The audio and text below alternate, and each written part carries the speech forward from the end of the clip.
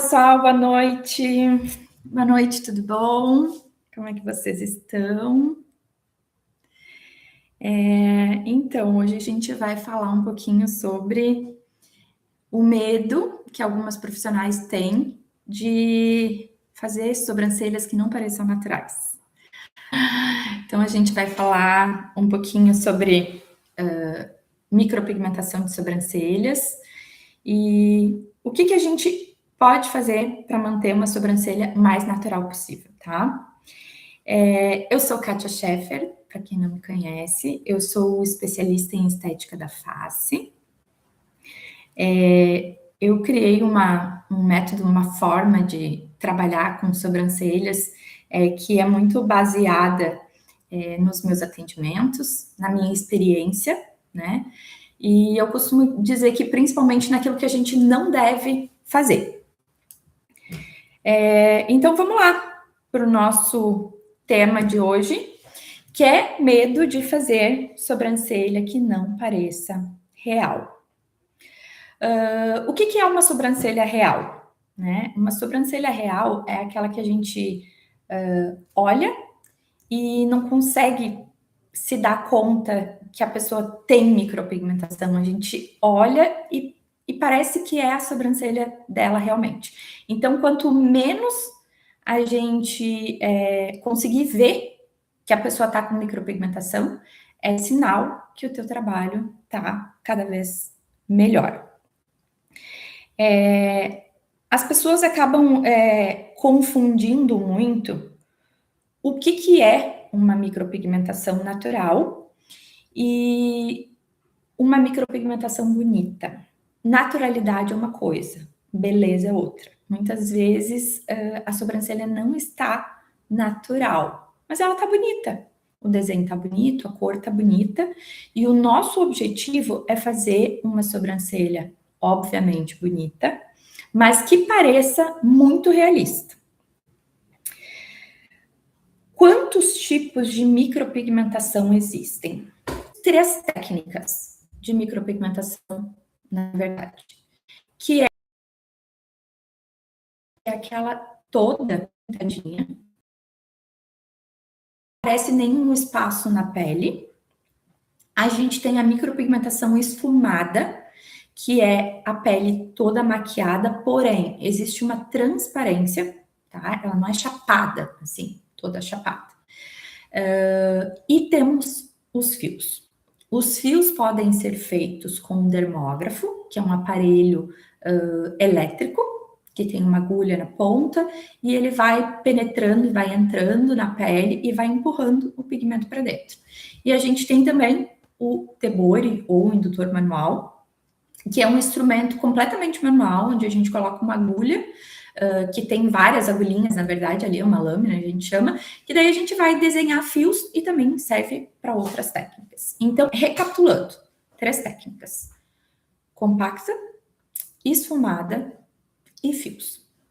A gente pode trabalhar essas técnicas em conjunto também. De repente, eu quero uma sobrancelha um pouco mais preenchida e eu quero fios, mas daí eu quero colocar um esfumadinho dentro, enfim, tá? E é isso que é a variação das técnicas.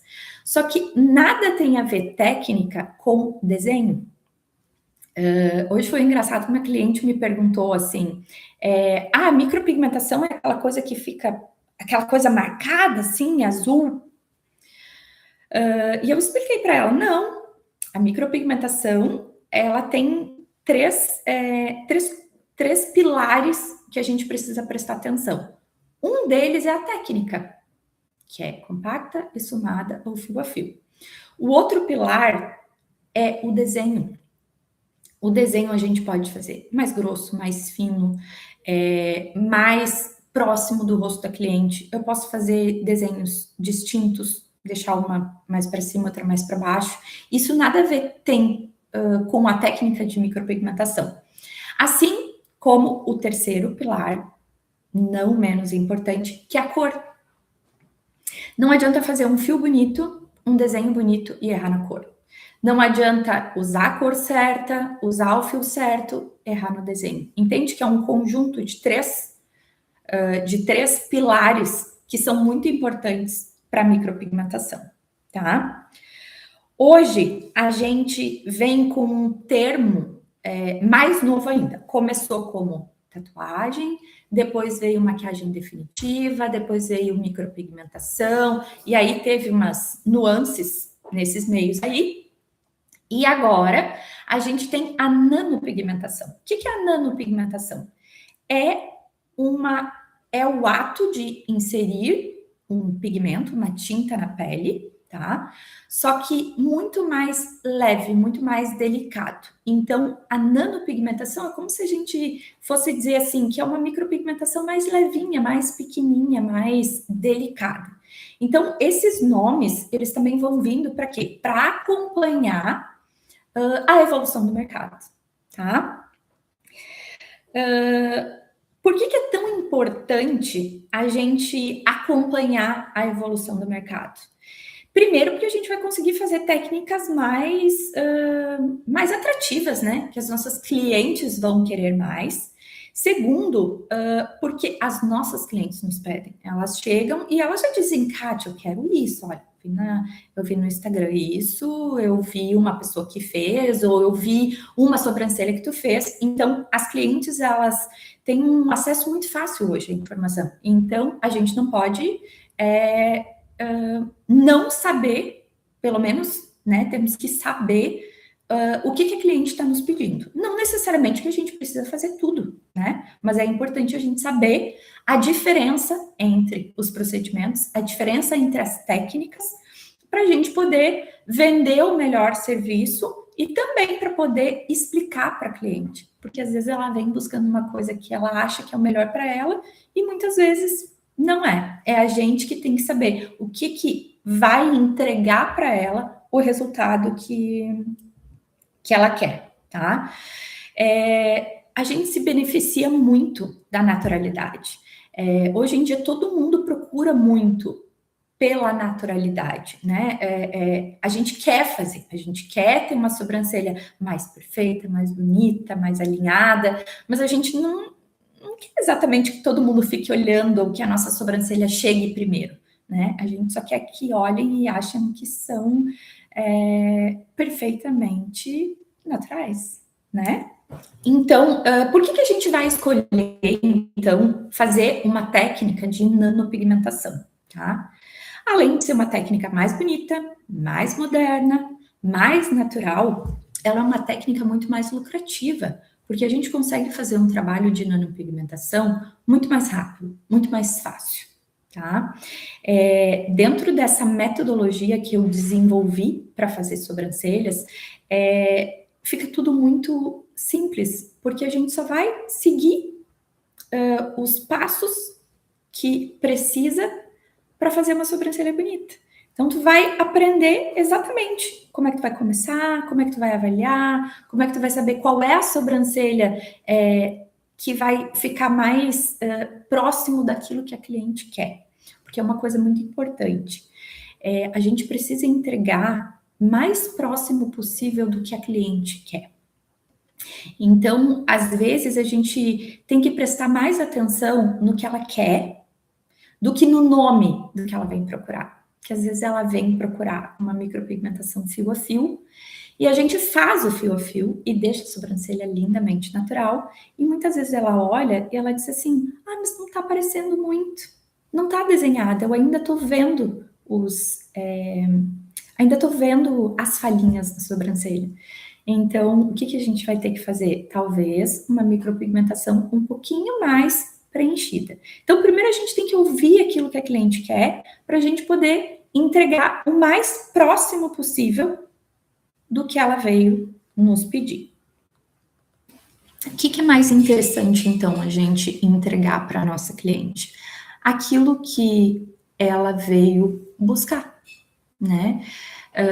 Entender essas necessidades da cliente e não simplesmente entregar um trabalho padrão. Ah, eu aprendi a fazer assim, é desse jeito que eu sei fazer, eu aprendi que assim é mais natural, assim é mais bonito, que eu faço assim, assim, assim.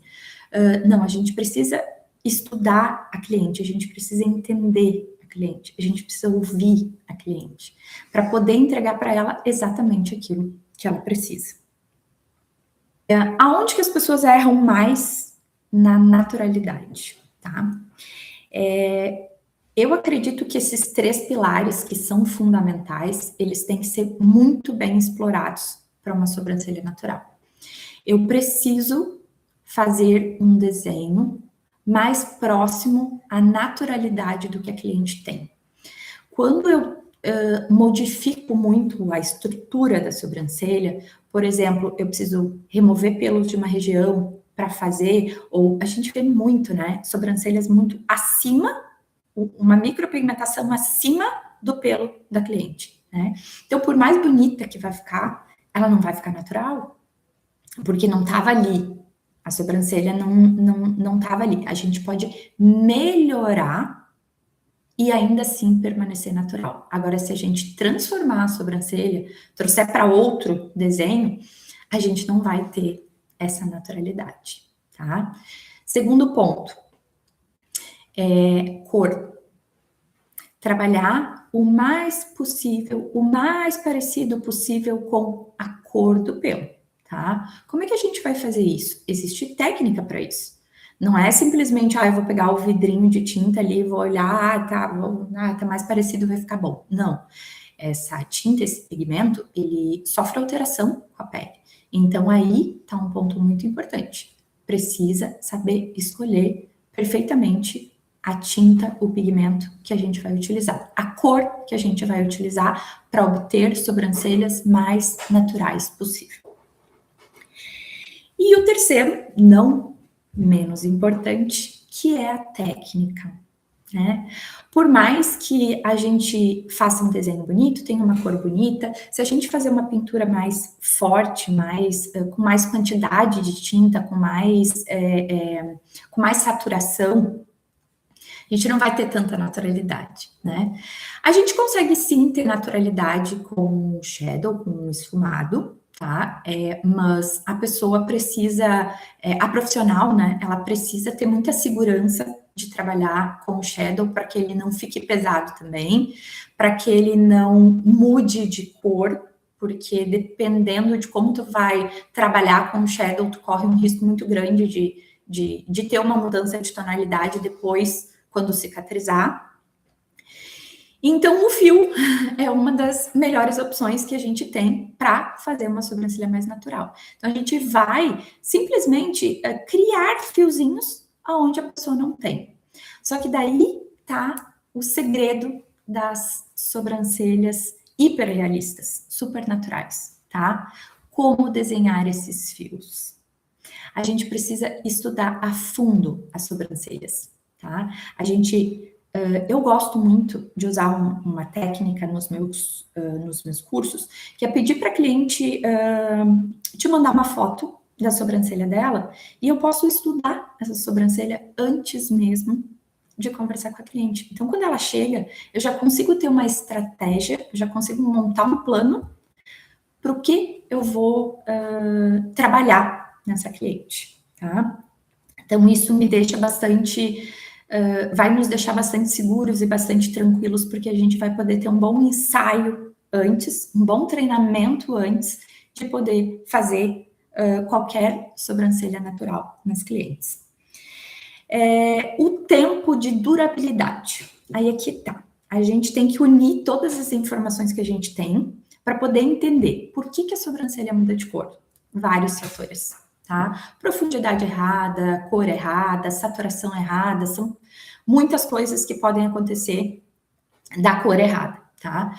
E a transformação de cor, como é que ela acontece? Ela pode acontecer por depositar uma tinta errada, mas ela pode acontecer também, por mais que tu deposite corretamente o pigmento, a degradação desse pigmento, ele não sai da pele tudo de uma vez. A cor vai saindo aos pouquinhos e algumas cores vão saindo primeiro. Então, a gente precisa entender de pigmentologia, de colorimetria, para que esse pigmento não mude de cor. A permanência do pigmento na pele é em torno de 1 ano, mais ou menos, a cor vai ficar bonita, do jeito que eu coloquei. A partir desse momento, ela vai sofrer transformação de cor. Então, o que notou-se no mercado das sobrancelhas? Bom, se a sobrancelha durar mais do que um ano, ela vai ficar feia. Ela vai mudar de cor, ela vai... não vai ficar bonita, tá? Então, o que a gente observa? Se a gente fizer uma micropigmentação para ter no máximo um ano de durabilidade, no máximo um ano e meio, tá? A gente pega todo esse tempo de coloração bonita. Então, a gente faz um procedimento, a tinta vai sair completamente da pele, tá? Ela vai sair toda de uma cor só, ela não vai restar, não vai deixar resquícios na pele. Ela vai saindo, ela vai degradando, ela vai ficando cada vez mais clarinho, marronzinho, mais clarinho, mais clarinho. E quando sai esse marrom, a gente vai lá e faz de novo. A permanência na pele, ela depende de vários fatores. Um deles é o tipo de pele, cuidados da cliente, profundidade que foi feita. Nossa, tem muitos fatores. Então, a gente não pode chegar para uma pessoa e dizer assim, ó, a tua micro saiu por isso. A gente tem que estudar, porque existem vários fatores. E quando a gente conhece, quanto mais a gente conhece, mais chance a gente tem de fazer um trabalho mais bonito, mais realista. E é isso que eu quero convidar vocês a conhecer dentro do meu curso de sobrancelhas hiperrealistas, como fazer um trabalho natural, bonito, sofisticado, de uma forma fácil. Porque eu já trabalho há muito tempo com micropigmentação, então eu tenho carregado uma grande bagagem desde que eu comecei. Só que tem coisas que a gente não precisa carregar mais, né? A gente não precisa carregar essa bagagem de tanto tempo para fazer. A gente vai pegando somente aquelas coisas que a gente acha que são realmente importantes para que a gente consiga construir um procedimento de sucesso. Meus maiores desafios dentro da micropigmentação foi a micropigmentação fio a fio. Por vários fatores. Um dos primeiros fatores é que, assim, a gente tinha... quando eu comecei a fazer sobrancelha fio a fio, isso tem aí um pouquinho mais de uma década, precisamos entrar nesses detalhes, mas há bastante tempo atrás, a gente não tinha equipamentos que nos dessem também mais segurança e que facilitassem o nosso trabalho de fio a fio. A gente tinha equipamentos que eram mais brutos, que não eram tão delicados, que vibravam bastante. Então, era difícil conseguir fazer um trabalho natural. Mas, ao mesmo tempo, eu sempre tive bastante habilidade com desenho. E eu sempre tive muita habilidade com cor. Então, eu sempre dominei tanto o desenho quanto a cor. Então, eu costumava pensar que 60% da minha técnica, 66% da minha técnica já estava garantida, que era a cor e o desenho. Então, a técnica, a gente ia desenvolvendo e fazendo um parênteses aqui, ó, trazendo para vocês, que o desenho e a cor são coisas que vocês vão aprender, porque tudo é um passo, tá? E a habilidade de desenvolver a técnica dos fios, tudo isso é treinável. Hoje a gente tem muito recurso de treino. Nossa, muito recurso de treino. Então, quando eu comecei a trabalhar com sobrancelha fio a fio, como eu estava falando, a gente não tinha tanto recurso de equipamento tão bom, de agulha tão boa. Era difícil, assim, ó, fazer um fio a fio bonito a pessoa tinha que ser muito boa, tinha que ter muito treino. Então, foi quando eu comecei a receber novos equipamentos. Nessa época eu trabalhava em uma escola de estética na Belarte, muita gente conhece, e a gente começou a receber equipamentos para fio a fio. Então, eram dermógrafos, assim, leves, silenciosos, não tinha vibração, porque não tem como tu fazer um fio com um equipamento que treme, né? É difícil de conseguir. Já chega a habilidade que a gente tem que ir construindo. Então, com o tempo, a gente foi tendo equipamentos mais sofisticados, equipamentos melhores. Então, tudo foi melhorando. A técnica foi melhorando, o jeito de aprender foi melhorando. o equipamento foi melhorando, o pigmento foi melhorando, até que entrou no mercado o microblading com muita força, que é o indutor manual, que é uma lâmina que a gente faz os fios manualmente. Então, ali a gente já consegue, só pelo equipamento, tu já consegue um fio extremamente fino, extremamente delicado. O que a gente precisa aprender é o peso da mão e o direcionamento do pelo. Então, isso, nossa, fica muito mais fácil. Então, a técnica em si, juntando esses 3 pilares, ela acaba se tornando muito simples. Hoje eu penso, nossa, quanto é simples micropigmentar, né? O quanto... hoje eu consigo fazer uma sobrancelha em 1 hora, muito rápido, que geralmente a gente levava em torno de 2 horas, por aí. Então, a gente tem muito recurso hoje, né? Não é só a habilidade, o interesse, o estudo, a gente tem muito recurso. Eu brinco que a gente recebe as coisas muito prontas, a gente tem as coisas muito prontas. Isso tudo facilita para que a gente tenha um trabalho muito mais realista e muito mais bonito, tá? Então, eu te digo que tu não precisa de tantos anos assim para conseguir fazer um trabalho bonito, tá? Tu precisa seguir aquelas orientações que eu vou te passar dentro do curso, tá? E se tu seguir essas orientações, e aí eu sempre digo, né? Eu vou te pedir para fazer 10 vezes algo.